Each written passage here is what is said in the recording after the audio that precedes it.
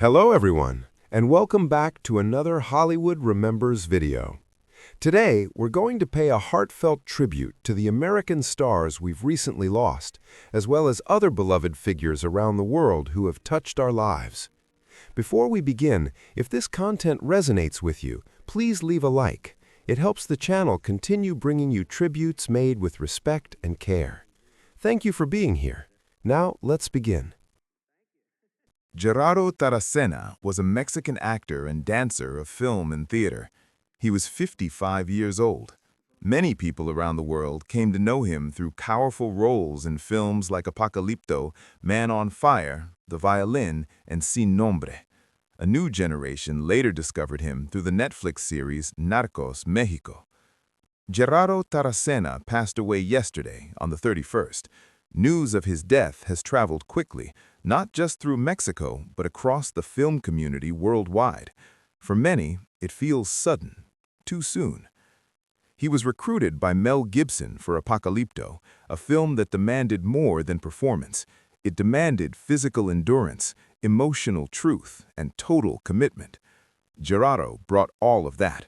His presence was intense, grounded, and unforgettable. He didn't need many words. His face, his movement, his stillness did the work. Before international recognition, he built his craft in Mexican cinema and theater. He was also a trained dancer, and that discipline showed in the way he used his body on screen. Nothing was wasted. Every step mattered. Gerardo Taracena may not have chased fame, but he earned respect. From directors, from fellow actors, and from audiences who felt something real when he appeared.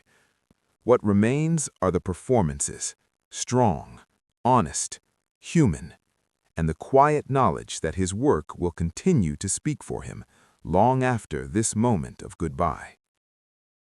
Catherine Ann O'Hara was a Canadian actress, comedian, and voice performer whose career stretched for more than 50 years. She was 71.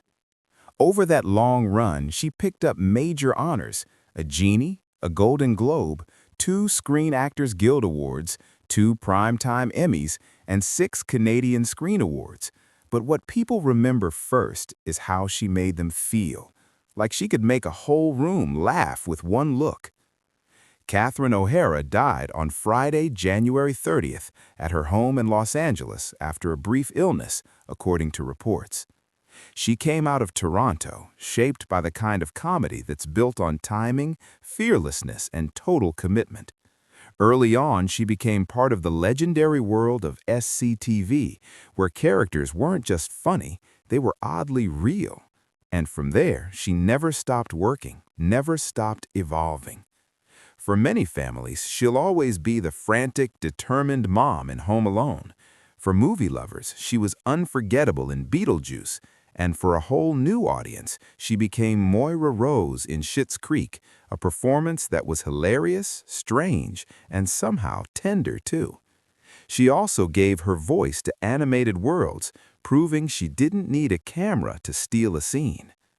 Catherine had a rare gift. She could go big, even ridiculous, and still stay human. And now that she's gone, what remains is that gift, preserved in scenes we'll keep replaying, smiling through the ache. David Adam Williams, known online as Adam the Woo, was an American vlogger and musician whose work helped shape an entire corner of YouTube. He was one of the early creators to turn travel and urban exploration into something personal, calm, and deeply curious. He was 49. Adam the Woo was found dead at his home in Celebration on Monday, the 22nd. The news came as a shock to many who felt they knew him, even if only through a screen. Details around his passing have not been made public, and there's a quiet respect in leaving it there. Long before travel vlogging became common, Adam was out there with a camera, walking alone through theme parks, filming locations, roadside attractions, and places most people had forgotten. Abandoned buildings, closed rides, empty streets with stories still clinging to the walls. He didn't rush, he didn't shout, he just walked, talked and let the place speak. His channel wasn't about luxury or escape. It was about curiosity, about looking twice at things we pass every day. He made viewers feel like they were right there beside him, learning as he learned. Adam was also a musician, and that sense of rhythm showed in his videos, the pacing, the pauses, the comfort with silence. What remains now is a vast digital trail, thousands of walks, millions of views, and a simple legacy. He reminded people that wonder doesn't disappear. Sometimes it's just abandoned, waiting for someone to notice. Chris Rea was an English singer and songwriter, best known to many for the bittersweet holiday classic, Driving Home for Christmas. He was 74. Chris Rea died on Monday, December 22, 2025, after a short illness, with his family confirming the news. Over the years, his music became a companion for everyday life, long drives, late nights, quiet mornings. And he had those songs people returned to again and again.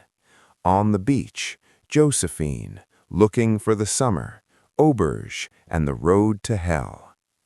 What always stood out was the feel, that warm, road-worn voice, the guitar lines that didn't show off, they just told the truth. He wasn't chasing headlines, he wasn't trying to be loud, he just kept making music that sounded lived in. His health battles were no secret. He faced pancreatic cancer and major surgery in 2001, and later suffered a stroke in 2016. Even so, he kept going, working when he could on his own terms.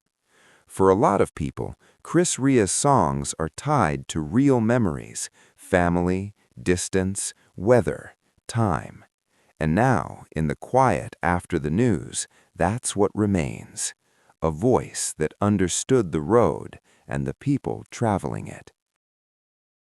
Grady DeMond Wilson was an American actor and writer, best known for playing Lamont Sanford, the steady, long-suffering son at the heart of the NBC sitcom Sanford and Son. He was 79 years old. Grady DeMond Wilson passed away after complications from cancer. His death marks the loss of an actor whose work became part of everyday life for millions of viewers, especially during television's golden era of the 1970s. As Lamont, he played the straight man to Red Fox's explosive Fred Sanford. It wasn't an easy role. Lamont had to be patient, grounded, and believable week after week. Grady gave him warmth and quiet strength. He made Lamont feel real, a son trying to hold things together, a man caught between duty and his own dreams. After Sanford and Son, Wilson continued working steadily. He took on the role of Oscar Madison in The New Odd Couple, stepping into a character already loved by audiences. He also appeared in the film Me and the Kid and remained active in creative work beyond acting, including writing. What often gets overlooked is how difficult it is to be the calm center in a loud, chaotic show. Grady DeMond Wilson did that with grace. He never tried to overpower a scene. He supported it, and because of that, the comedy worked. What remains now are the reruns, the familiar exchanges, the moments that still make people smile decades later. Grady DeMond Wilson mattered because he made television feel human, and that presence doesn't fade easily. Perry Arcangelo Bamonte was a British musician, best known as a guitarist and keyboardist for The Cure. He was 65 years old. He passed away after a recent illness, and even if he wasn't always the loudest name in the headlines, longtime fans understand what a loss this is. Because with bands like The Cure, the story is in the atmosphere, in the texture, in the parts that aren't always obvious until they're gone. Perry was part of The Cure from 1990 to 2005, then returned again from 2022 to 2025. That alone says a lot. You don't get called back into a world like that unless you bring something real to it, something trusted, something essential. Night after night, tour after tour, he helped carry that sound, the layers, the shadows, the shimmer, the tension that makes their music feel like weather. Away from The Cure, he also played bass in Love Amongst Ruin, showing he wasn't stuck in one lane. He kept creating, kept moving. For so many people, The Cure's music is tied to memory. First loves, long drives, lonely seasons, the good years and the hard ones. Perry Bamonte helped build the soundtrack to all of that. Now, what remains are the recordings, the live moments people will replay, and the quiet gratitude that he was here and that he left something behind that still lasts. Charity Pierce was known to the public through her appearance on the reality series My 600-Pound Life, called Quilos Mortais in Brazil. She was 50 years old. News of Charity Pierce's death was confirmed this week. For those who followed her story, the news lands quietly but heavily. She wasn't a celebrity in the traditional sense. She was someone who opened her life to the world, with all its struggle, pain, and hope, and that takes a kind of courage not everyone has. On the show, Charity allowed viewers into some of the hardest moments of her life. Her journey wasn't simple. It wasn't clean. There were setbacks, frustration, and real emotional weight, and that's why people connected to her. She didn't pretend things were easy. She showed what it looks like to keep going anyway. For many watching at home, Charity became more than a face on television. She was a reminder that change is complicated, that progress doesn't move in straight lines, that people carry stories you can't see just by looking at them. Her time on the show sparked conversations about health, mental strength, family, and compassion. And even when things were difficult, she stayed human in front of the camera, honest, vulnerable. Now what remains is her story, preserved in those episodes, and in the people she reached without ever meeting them. Charity Pierce mattered because she showed up as herself, and sometimes that's more powerful than anything else. Mark Chesnutt is more than a country singer with a run of hit records in the 1990s. He is a story about inheritance, about restraint, about a man shaped not only by talent, but by discipline, silence, and expectation. This is not a story about chart positions or gold records. It is a story about becoming, slowly, deliberately, and sometimes painfully, who you are meant to be. Mark Chesnutt's journey does not begin on a big stage or inside a recording studio. It begins in Texas, in a house where music was present but never romanticized, where singing was not treated as a miracle but as a craft, something you earned. His father, Bob Chesnutt, was a working musician, respected, experienced, and exacting. He was not the kind of parent who praised easily. Notes had to be right. Timing had to be right. Emotion, if it came, had to come through discipline, not indulgence. His mother, Norma Jean, represented something different. She was warmth where there was pressure, encouragement where there was correction. Together, these two forces shaped Mark's internal world, one pushing him to be precise, the other allowing him to feel safe enough to keep going. He grew up between those opposites. From an early age, Mark understood that music was not an escape. It was a responsibility. He was singing in clubs as a teenager, standing beside his father, absorbing lessons without speeches. Watch. Listen. Do it again. Do it better. There was no illusion that talent alone would be enough. If Mark discovered anything early, it was that his voice could carry weight, not because it was flashy, but because it was honest. He didn't sing to impress. He sang to stay grounded. The voice became a form of protection, a way to belong in rooms where expectation was high and forgiveness was low. Country music, especially the traditional strain he gravitated toward, rewarded restraint. It valued phrasing over power, feeling over spectacle. Mark fit into that world naturally, but not effortlessly. He was not chasing trends. He was absorbing a lineage. When his career began to move, it moved quickly. In the early 1990s, Mark Chesnutt found himself riding a wave of success that few artists experience so early and so consistently. Album after album performed well. Singles climbed the charts. His name became familiar to radio audiences across the country. To the outside world, it looked seamless, but success arrived faster than structure. The systems needed to protect a life, financially, emotionally, personally, were still forming. Touring intensified, expectations multiplied. The pace left little room for pause. Nothing collapsed in flames. There was no public scandal, no dramatic implosion. Instead, there was something quieter and more dangerous: pressure without interruption.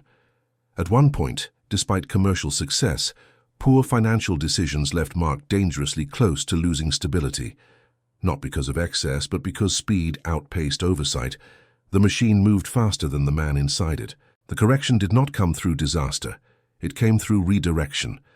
Television and wider exposure helped reposition his career, but more importantly, they helped anchor his identity. He was no longer just a voice on the radio.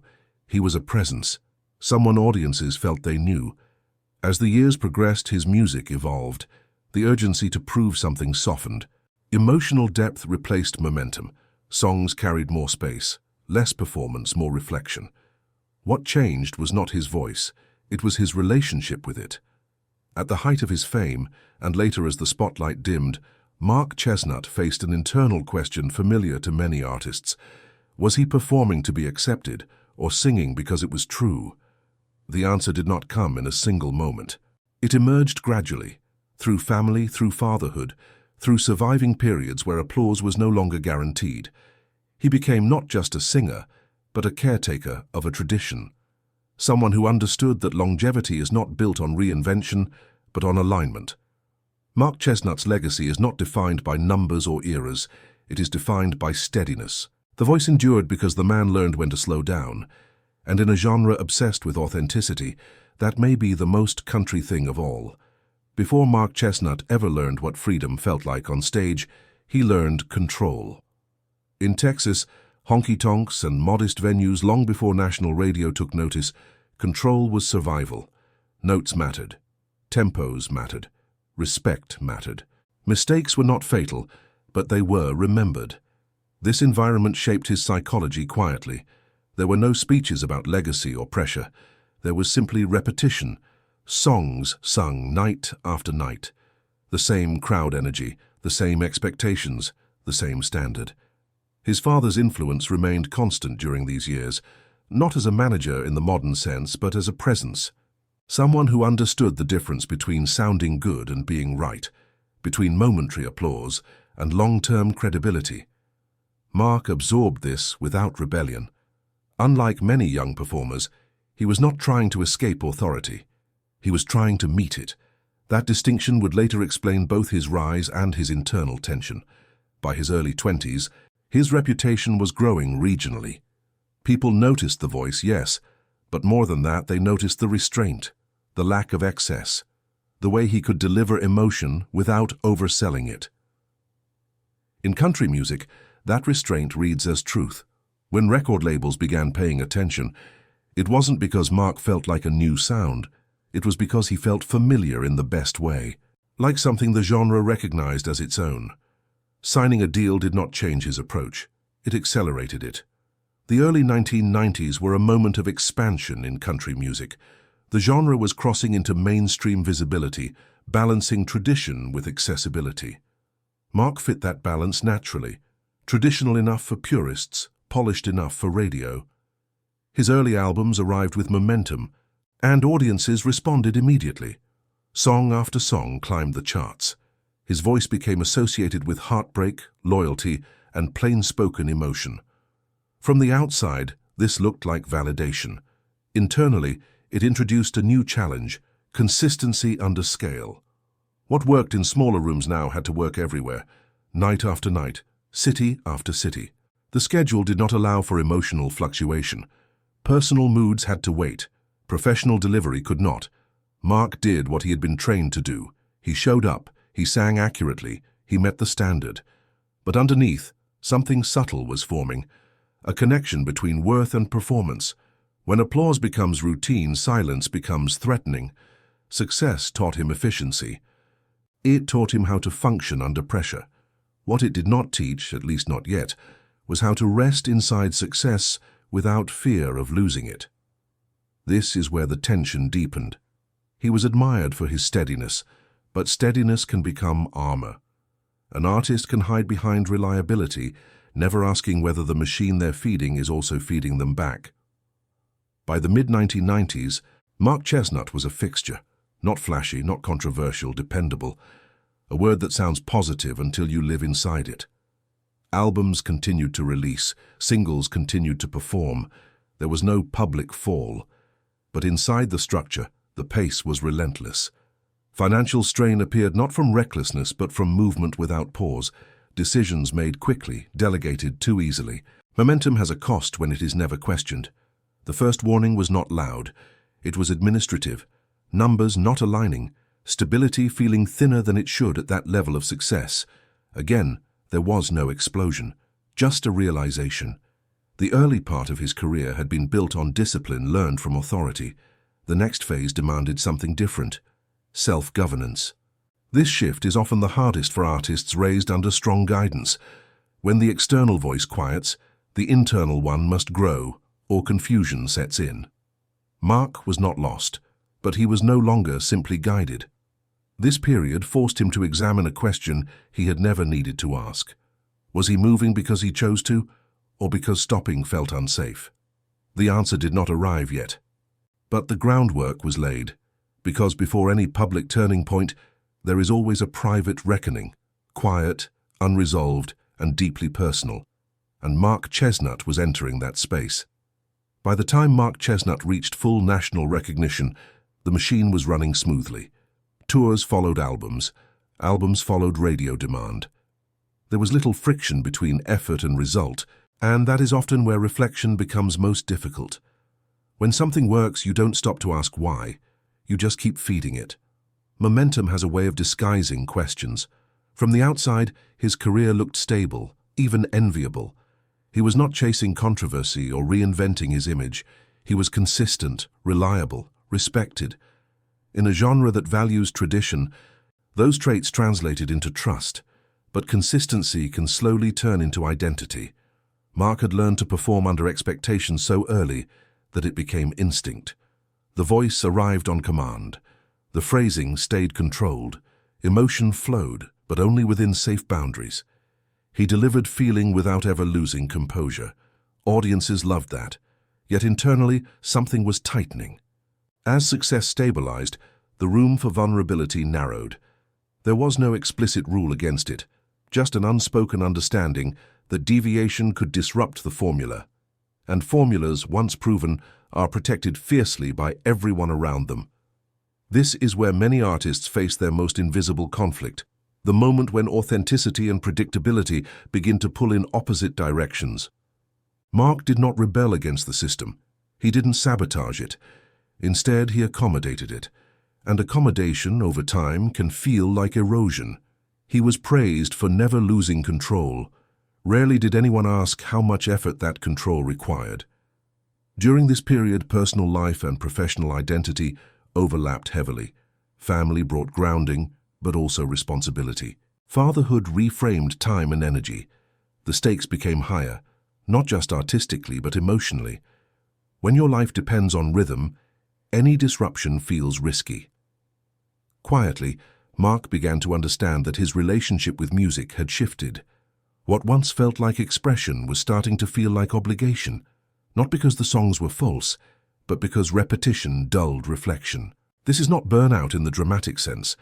It is fatigue without collapse, the kind that doesn't stop you from functioning, only from feeling present while you do. He continued working, continued recording, continued touring, yet the pace that once proved his resilience was now testing his awareness. The industry, meanwhile, began to change. Country music in the late 1990s was evolving. New sounds entered, new personalities. The space for traditional delivery remained, but it was no longer expanding the way it had. For the first time, momentum slowed, not abruptly, but noticeably. This shift was external, but its impact was internal. When success no longer accelerates automatically, An artist is forced to confront what remains when validation softens. Mark faced this moment without panic, but also without illusion. He had options: reinvention, adaptation, retreat. Instead, he chose alignment. Rather than chase new trends aggressively, he leaned deeper into what he knew: storytelling, vocal honesty, emotional economy. The decision was not strategic in the modern sense, it was personal. He was no longer trying to outpace anything. This recalibration did not generate headlines. It generated something rarer: clarity. When the noise reduced, so did the need to perform constantly. The distance between the man and the voice began to close. Singing was no longer defense or proof. It returned to function. Not escape, not armor, but conversation. At this stage, Mark Chesnutt began to understand something most artists only realize after collapse: that control, if never questioned, becomes confinement. The awareness did not dismantle his career, it matured it. He was no longer defined by how far he could go, but by how honestly he could stay. And that shift, subtle, uncelebrated but decisive, would quietly prepare him for the next phase of his life. Because the deepest transformations are rarely announced, they arrive as recognition. There is a quiet burden that comes with being known as dependable. For Mark Chesnutt, reliability was not a marketing choice. It was a survival skill learned early and refined over decades. Show up. Deliver. Don't falter. Don't surprise people in ways they didn't ask for. But over time, that reputation began to press inward. The expectations were no longer spoken. They didn't need to be.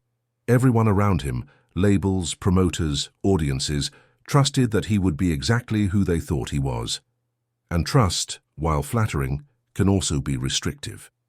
When others rely on your consistency, change feels like betrayal. This period of his life was not defined by failure, but by repetition without release. Performances blended into each other. Studios felt familiar, almost routine.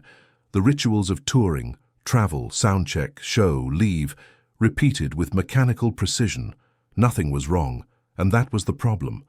Mark was fulfilling every obligation placed before him, yet something fundamental was unaddressed: his own internal permission to feel unfinished. Artists often believe they must resolve themselves before presenting anything to the world. Mark had done the opposite. He had learned to present while unresolved, and that skill had carried him far. But unresolved tension, if left unattended, doesn't disappear, it compresses. He was not chasing validation loudly, he was responding to it reflexively. Applause became confirmation that the structure still worked, even if the meaning underneath was thinning. The conflict here was not between success and failure, it was between performance and presence. At home, life demanded a different posture. Fatherhood doesn't respond to polish. Children don't measure worth through consistency alone. They respond to availability, attention, emotional presence. This contrast exposed something Mark hadn't articulated. He was excellent at being needed professionally, but still learning how to be seen personally. This is not accusation. It is observation.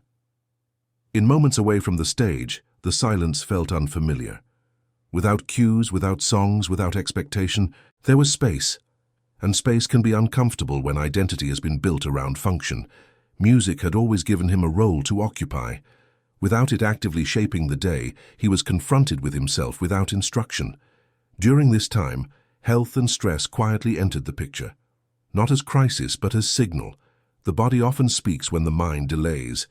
He didn't collapse. He adjusted. Slightly at first, then deliberately. The idea that he could slow down without disappearing was new. The belief that relevance did not require constant output took time to settle. What emerged was not withdrawal, but recalibration. Mark began to approach music less as obligation and more as expression again. The choices became simpler, fewer calculations, more intention. This didn't mean abandoning discipline. It meant redefining what discipline served. Before, discipline maintained the machine. Now, discipline protected the man inside it. There is a maturity that comes when an artist realizes that pleasing everyone often means losing access to yourself. That realization doesn't demand rebellion, it demands honesty. He did not announce this shift. He lived it quietly. Fewer appearances, more selective engagement, greater emphasis on meaning rather than momentum. In an industry built on visibility, choosing interior stability is an act of courage. This phase of Mark Chesnutt's life does not lend itself to dramatic storytelling. There is no clear villain, no single moment of rupture, but it is here, Duffy, in this understated tension, that true transformation takes root. Because the hardest role to step into is not the star, it is the self, unbuffered. And Mark was learning slowly that reliability could coexist with vulnerability, if he allowed it. When momentum is no longer the goal, intention has room to surface. For Mark Chesnutt, this phase was less about stepping back and more about stepping inward. The question was no longer how to maintain relevance, but how to remain aligned with himself while continuing to work. That distinction changed everything. Music stopped being a constant output and became a deliberate choice. Songs were no longer vehicles for expectation, they were reflections of where he was emotionally. The pressure to fill space eased.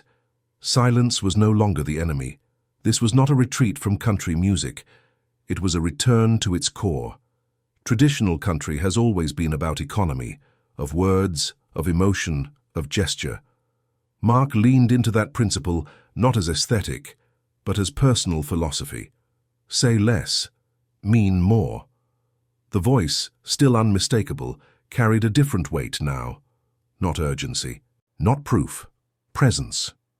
Where earlier years demanded precision above all else, this stage allowed space for imperfection, not technical imperfection, but human openness, the willingness to let songs breathe, to let emotion arrive naturally rather than on cue. Listeners felt the shift even if they couldn't articulate it. There is a difference between hearing a song and recognizing someone inside it. Mark's relationship with his audience changed as well. Fame had once placed distance between him and the people listening. Now, connection felt more horizontal than elevated. Less about being admired, more about being understood. This recalibration extended beyond music. Family life became more central, not as an accessory to success, but as its anchor. Time mattered in a new way. Presence replaced performance. The roles of husband and father stopped existing in the margins of a touring calendar and moved closer to the center of decision-making. This shift did not require explanation. It required honesty. Artists are often praised for reinvention, but Mark's transformation was quieter. He didn't become someone else. He shed the need to be anyone in particular. That shedding brought relief and clarity. For years, discipline had been externalized. Standards were met because they had to be met. Now, discipline came from alignment. Choices were evaluated not by outcome, but by coherence. Does this serve the life I want to live? That question guided him more than charts ever had. Health and emotional balance improved not because circumstances changed dramatically, but because boundaries did. The body responded to the mind's permission to slow down. The nervous system followed suit. None of this erased the past. It integrated it. Mark Chesnutt did not disown his years of success. He reframed them. They were no longer the definition of worth. They were chapters, meaningful, formative but not exhaustive. This reframing allowed gratitude to replace pressure. Gratitude does not demand repetition. It allows movement. As the industry continued to evolve, Mark remained where he had always been, grounded in tradition. But now that grounding felt chosen, not inherited. That choice is the difference between carrying a legacy and being carried by it. There is something quietly radical about an artist who refuses to chase relevance while remaining deeply relevant to those who listen for truth rather than trend. Mark's music during this phase does not announce itself loudly. It invites. It assumes patience. It trusts the listener. And trust is reciprocal. The legacy taking shape here is not measured in output, but in coherence. The alignment between voice, values, and presence.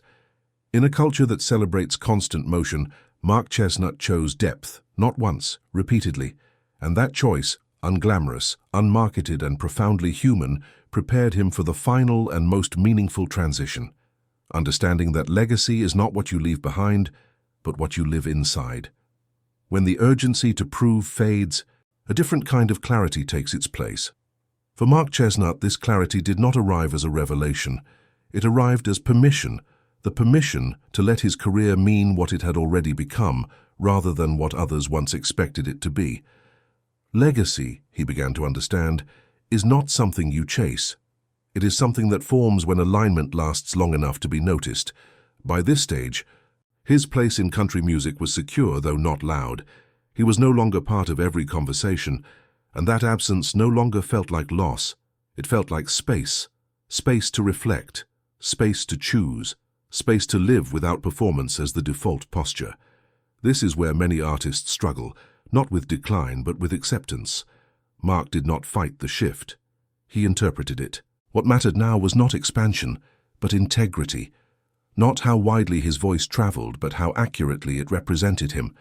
The songs he continued to sing carried history, not as nostalgia, but as continuity.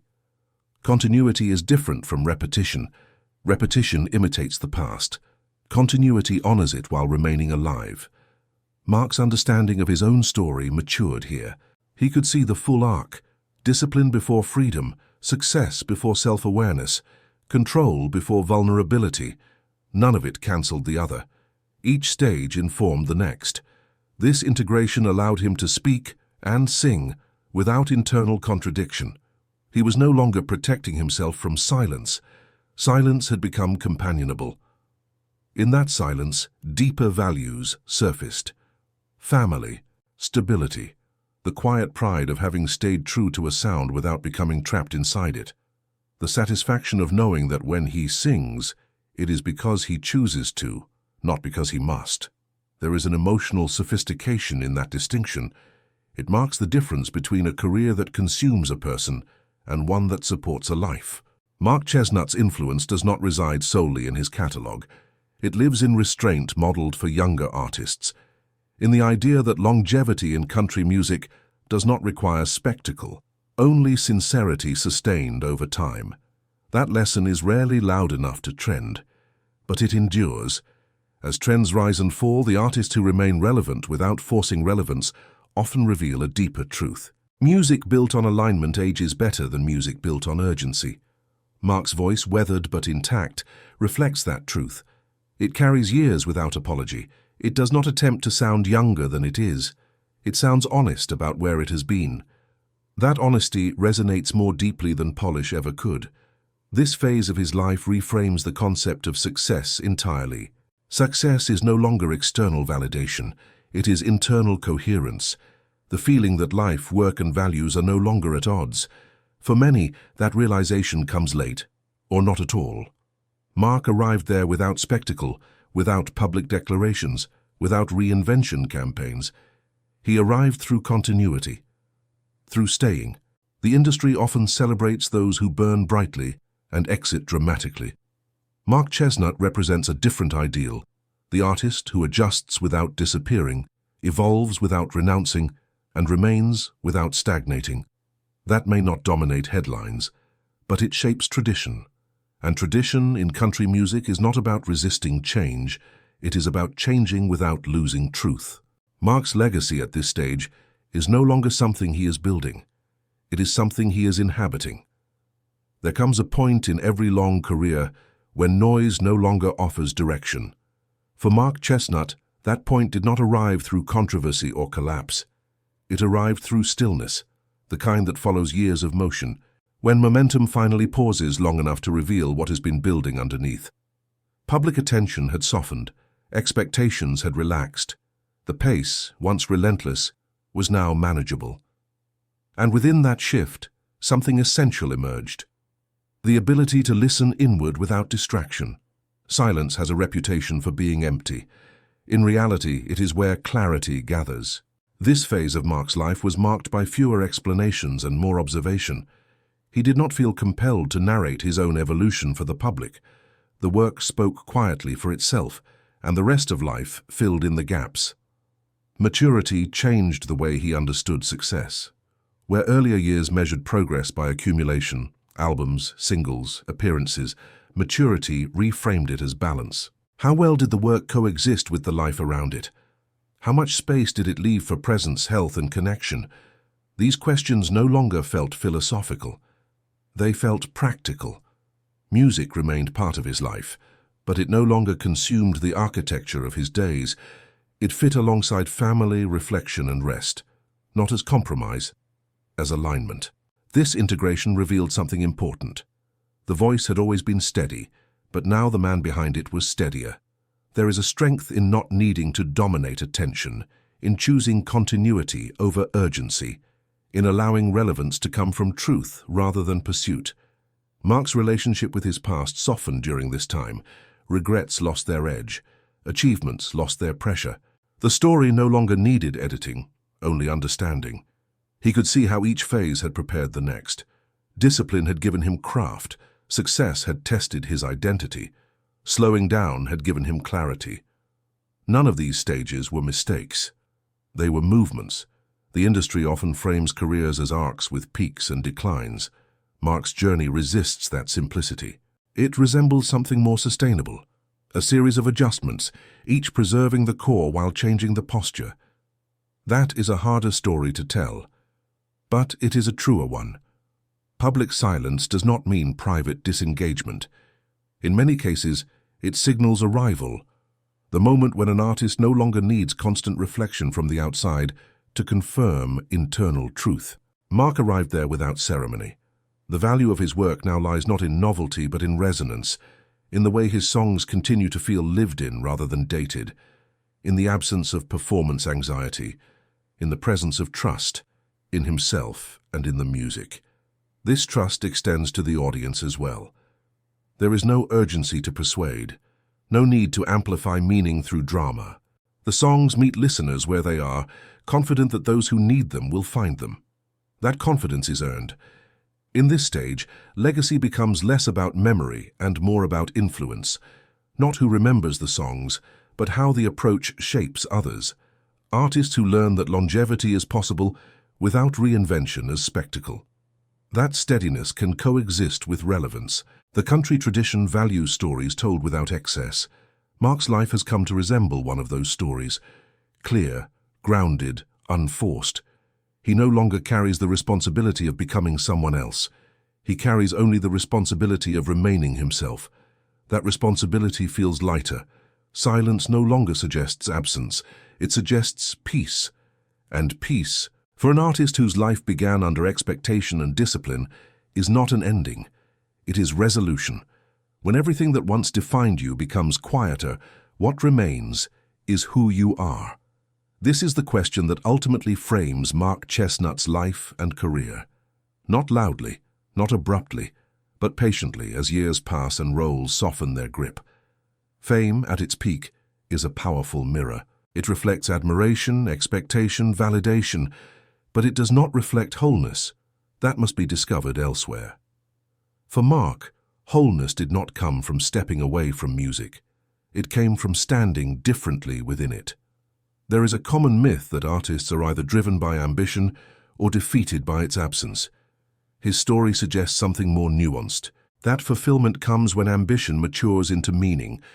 Early in life, music was discipline, then it became momentum, then obligation, and finally, choice. That evolution mirrors a human journey far beyond art. Most people begin by trying to meet expectations, then they learn to succeed within them. Eventually, they confront the question of whether those expectations still fit. And if they are fortunate or patient, they learn to redefine success on their own terms. Mark's legacy does not hinge on reinvention or spectacle. It rests on coherence, on the rare ability to let one chapter close without denying its value, and to enter the next without fear of loss.